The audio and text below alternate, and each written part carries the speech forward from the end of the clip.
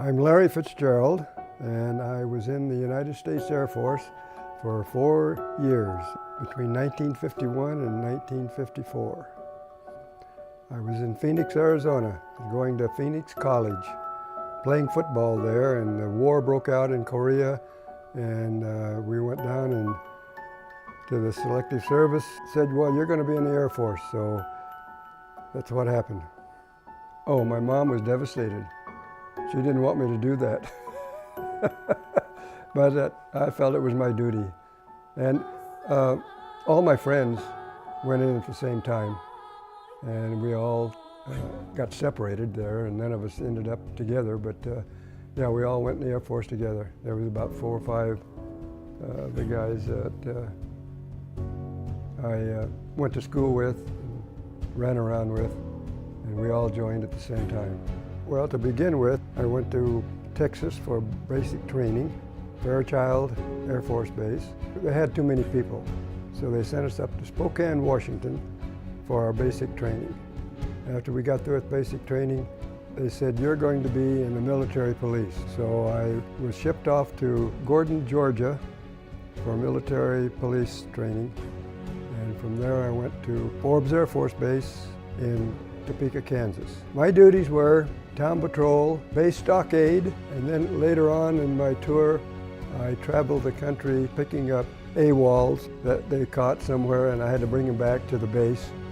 I would route myself through Phoenix, and my orders always said so many days. It didn't give the exact amount of days, so I'd route myself through Phoenix, stop off, see my family, and then go on to California, say, and pick up the prisoner, and then go back to Kansas.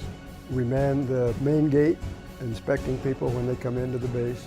This here is a squadron that I was in for town patrol. This picture here, you can't tell, but that's me at the main gate of the Air Force Base.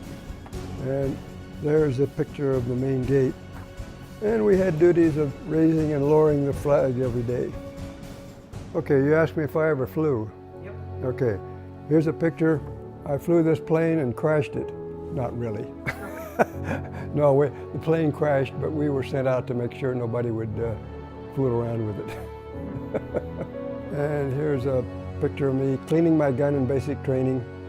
We had very good officers. Their pictures are in here. Here's a guy that was ahead of it. But they were all good. The squadron leaders were all good. Back in those days, we got paid $125 a month. That was it. Now they're getting $3,000 or $4,000 a month for being in the service, and it was in cash. So every month, the military police was assigned to go into the bank and pick up about $3 million and bring it back to the base, people that distributed the money. But we always thought, what the hell we'd do if somebody tried to rob us. I mean, we had machine guns and all that. We never got people doing that, so we didn't know what would quite happen if somebody tried to steal that money. After the war, I went back to college. So then I had to find a job. And there's a concern here called Air Research. I was on a trip through the school to observe a company. While I was there, I went to their employment office and said, is there any openings? And they said, well, we're looking for designers, and that's what I was studying. They hired me and sent me through a 3-month school, and I was there for 34 years. I became the chief design engineer, and at that time, the company had changed hands a few times, and it was called Allied Signal, so I actually retired from Allied Signal after 34 years. I belong to the American Legion. There's 2 organizations, the Veterans of Foreign Wars and American Legion. I belong to the American Legion.